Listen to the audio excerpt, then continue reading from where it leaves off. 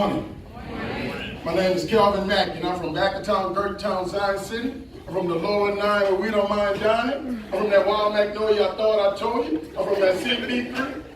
You know me. But I'm starting acting like a pair of brand new shoes in here. The only thing I'm trying to say, young people, is that I started from the bottom. And before this speech is over, you're going to realize I can go from 0 to 100. Because we're here today to let you know that you got greatness in your DNA. Give yourself a hand. I love coming home. I'm from New Orleans. I'm salty here this morning. I'm salty. I got off the plane. Every time I saw stuff that said Super Bowl, I got mad. So I came to the only place I know that can restore my hope, restore my joy, and that's called Morehouse College.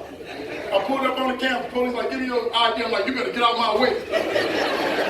I sat outside the bookstore for like 3 hours hugging people. And it's good to be here today. I came to Morehouse in 1985. I got off the car and Dean Thomas Blocker came up to me and he said, son, you can be a doctor. And at that time, I couldn't even spell PhD. I grew up in a house with no books. My father dropped out of school in the 8th grade to pick cotton. My mother went to state-approved Negro high school. I started Morehouse in remedial reading, developmental mathematics. They said C-spot run. I didn't even know it was spot. But I used to walk to Wheeler Hall every day to take remedial reading, and luckily Morehouse believed in this thing called hope. And there was a quote from Dr. Benjamin Elijah Mays that said, when you find out you're behind in a race of life, we got two choices, run faster or quit. And the problem right now in the American art community is that too many of us are quitting. We're here today to let you know that if you do what you're supposed to, and you're willing to get up every day and run faster, there's a world waiting for you to conquer it. A whole lot of these young men, a whole lot of these young women, you look at when you see them in these white coats, but every last one of them got a story of overcoming some challenge that this world has put before them. So this thing called mentoring is about giving people hope that otherwise they may not have gotten. Because if we're going to achieve, we got to go down the street called hope. Because many of us are in despair. We dress up, we look good, we smell good, but we're hurting on the inside. We're wondering if we really can do this. We used to be in the business of the heart, Dr. Satcher, of encouraging people, not only in the business of their head, of making sure that they can do, but we're human beings before we're human doers. So we have to make sure that our being is okay so that we can do. And that's what schools like this is doing. This thing called hope ain't play. It ain't fake. I know a man ran for president and used the word hope. Now everybody think hope is a four-letter word. Hope is the only thing that took us from where we were. Hope is the only thing that got us where we are today. And guess what, Dr. J? Hope is the only thing that's going to take us to where we need to go. Hope is the thing that caused the old lady to sit down and caused the nation to stand up. Hope is the thing that made George Washington call the dude a peanut 100 years ago that Harvard PhDs still cannot do today. Hope is the thing that made Tuskegee Airmen believe that they could fly airplanes when their own government told them they couldn't. Hope is the thing that took a little black preacher and made him believe that he can have a dream and change the world. Hope is the thing that turned Detroit red and a Malcolm X. Hope is the thing that took a 47-year-old man and sent him to jail for 27 years and came out a world leader. Hope is the thing that made a black boy with a white mama to go to her and daddy believe that he can be president. A whole lot of people said, no, you can't. But America stood up and said, yes, you can. See, hope is that little voice in your head that whispers maybe when the whole world is screaming no. And I don't know about you, where I'm from, the journey I've taken. I grew up thinking my name was no. Can I go to your school? No. Can I get a job here? No. You think I can be a doctor? No. You think I can be an engineer? No. Can I go to Georgia Tech? No. I remember all them spelling like, can I have your phone number? No, they told me. No, they told me. But back in the day, they didn't want me to learn, but now since I'm hot,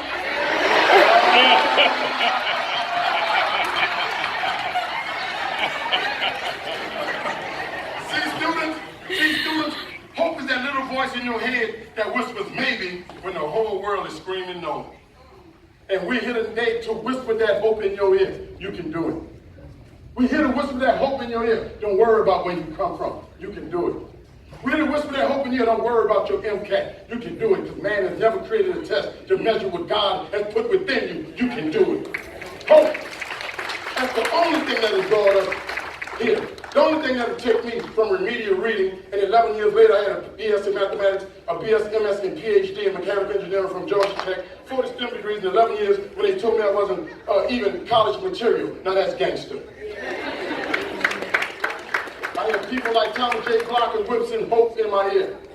I had people like B.K. Ekman, who was my summer science director, used to make me study at night. He'd come in the room and say, don't curse the darkness, light a candle, Mackie. And I was so stupid, I went and got a candle and lit the candle and tried to study by the candle. Well, the lights were going out in Graves Hall, so I needed that candle. But people, when we believe, and doctors, when we, I don't say come back, come home, and do the things that God has called us to do, and make sure such that when our eyes close, our, not life, but legacy will live on. This is what happens. In New Orleans, we've created an organization called STEM NOLA. STEM NOLA organization I founded 5 years ago to expose, inspire, and engage young people in science, technology, engineering, and mathematics. We do this once a month, every month. This, 400 to 500 professionals and students every month. In 5 years, we've engaged over 27,000 kids in hands-on project-based STEM activities. We believe a high-functioning community is child-centered, adult-governed, elder rule. So therefore, in our mentoring events, we bring up to 200 K-12 kids. We surround them with college kids. We pay the college kids anywhere from $10 to $15 an hour. In the last 5 years, we put over $450,000 in the hands of Xavier and Dillard and Southern University students, in the hands of New Orleans to come out on Saturdays and work with our young people. And then we surround all of that with STEM professionals, because that's the elder. In a high-functioning community, the adults put in all the work, put in all the energy, because they need to make a lot of money, because they need to free up the elder so that the elder have time to pour into the young people. That's called vertical mentoring. And that's what we have here today. And that's what made me. That's what made all the rest of these doctors in this room. And this is what we have to get back to. We have one day called our Heart Day, where we bring 200 kids in white lab coats. We surround them with pre-med students and medical students. Then we surround them with doctors. For the first hour, they dissect a sheep heart. And then for the next 2 hours, they build a mechanical heart. See, in the 21st century, we're going to only have 3 options. Now, I don't care if you're white, black, Chinese, Asian, I don't care. In the 21st century, we're only going to have 3 options. Either you're going to take something, break something, and/or make something. If we don't give you all the motivation, the inspiration, and the skills and ability to make something, we're only going to leave you with the 2 options that we see on the news every night. And that's why you all got them. There's a kid yet unborn that one day is going to come to this room and meet you as a doctor. And you're going to speak hope into them. I'll never forget, Dr. Niles Johnson is here from Georgia Tech. He was my mentor at Georgia Tech, and when I got my master's from Georgia Tech, I decided not to go to graduation. And I was walking down North Avenue, being as happy and stupid as I can be. He was walking down the other side of the street. I said, Dr. J, he said, bring your blanketed butt here. Ran across North Avenue. I said, what's up, Doc? He said, don't doc me. He said, where were you Saturday? I said, man, what you mean? I was in the lab studying. He said, why are you not at graduation? I said, man, I did my PhD. I said, when I graduated from Morehouse, my whole family came. My daddy didn't come. That hurt me. Then when I got my BS from Georgia Tech, nobody came but my girlfriend, my cousin, my other cousin that just got out of jail. And I know he wanted restitution money. Showed up after we went to dinner. He said, look here, bro, you can give me some money. I got to pay this restitution. So I figured my master, nobody was going to come. He said, look here, little blanketed. He said, there was a little kid in that audience that needed to see somebody like you come across that stage and get hooded. Don't you ever think this is about you. You blanketed. Turn my life around. For the first time, somebody told me in a way I could understand it that it wasn't about me. Doctors here today, this is not about you. This is about these young people that we need to go out and conquer the world. If you see them sitting by themselves and they're shy, they don't know how to approach people, you approach them. It's time for us to go out and grab people and pull them to where they need to be. And in closing, I'm going to give you all the 3 lessons I gave my sons. I was in the Superdome. And when the game lost, I got so mad I went home and I got an 8th grader and a 10th grader, and I called my sons and said, come in here. What y'all thought about the game? They said, Daddy, they did this, and they hurt us, then we got robbed, we should be going to the Super Bowl. I said, look, son, no, what did you learn from the game? He said, Daddy, they cheat. I said, let me tell you what my daddy told me that's going to teach you, son. He said, what? I said, lesson number 1. Just because they claim they didn't see it, that don't mean it didn't happen. get rejected and people can claim that they didn't see what we had in our file, that doesn't mean you didn't have it.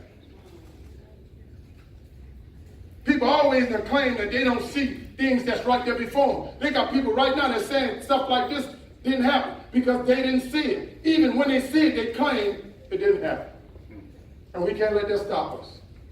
That's the history of America. There's a history of injustice in America. People that was crying in the Superdome, I was laughing because I said, now you see how it feels to be violated and have no pathway for recourse. You can't go to nobody. Only thing you can do is get up and go on about your business. That they've been telling us in America forever. I say, sons, do what you got to do. I said, lesson number 2, control the controllables, leave nothing to change. Because my daddy told me, America gonna cheat you. So you gotta plan, practice, and play to win big, such that when they do cheat, it doesn't impact you. You gotta blow it away. I remember telling Dr. J last night, I was at Georgia Tech, I took a system dynamics class, studied mathematics at Morehouse. I went to system dynamics class, I did it the way the Georgia Tech professor showed me, and I got a 65. I went there, I argued with this little cat, he's about this big, I was about to knock him down. We argued with him, he said, no, this is wrong. So I used the math Morehouse taught me, I did it his way, and did it the Morehouse way just to check him. I never missed another problem again. You ain't gonna cheat me no more. We gotta commit to excellence. I missed Mardi Gras 11 years in a row because I was here studying to get 4 degrees. We're so distracted by so many things. Talking about WMDs, it's really weapons of mass distractions. Put the phone down and open a book. Everybody on Facebook will want to put their face in a book, tweeting and twatting and twerking while the rest of the world is trying to conquer it. Yeah. Point number 3. Spoils go to the victors. I don't care what happened in that game. The Rams is celebrating their Super Bowl victory. Spoils go to the victors. Many of us got in med school. Many of us got in grad school. And we looked at people and say, you know what I had to do to get here? And none of those people that was in med school, because their daddy called somebody, because they had a short line, because they grew up rich, because they had access, nobody apologizing for that. You think Donald Trump's children apologizing that day in the White House? He went to the White House and took his whole family with him. Nobody knew they went to school, nobody knew their grades, nobody knew they ever accomplished anything, but so per film, and they're not apologizing that they are there because spoils go to the victors. And that means just because you started behind. That means just because you have to do more. That means just because you have to take the MCAT 2-3 times. Whatever it takes to get there, you should never apologize for it. Because when you go in that room, everybody in that room gonna know that you earned it. And live your life, I live my life like this. I'm getting on the first thing smoking out of here because I'm still salty. I go out the dome, I went by the dome like that. I was up in the airport, they came here in Atlanta sign and said, lady, you better go ahead on. Just go ahead on. I fly a lot. I fly about 20,000 miles a year. And I'll never forget talking to my wife. She said, look, them planes is falling out the sky. I said, look, I need 2 things with these planes, baby. She said, what?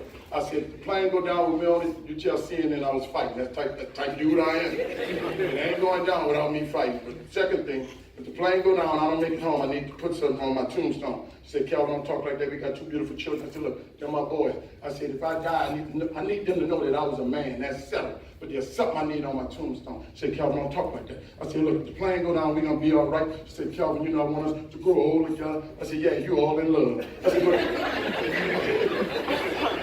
the plane go down, I need you to do this to me. She said, Calvin, don't talk like this. I said, if the plane go down, you're going to be all right. She said, all right, how all right am I going to be?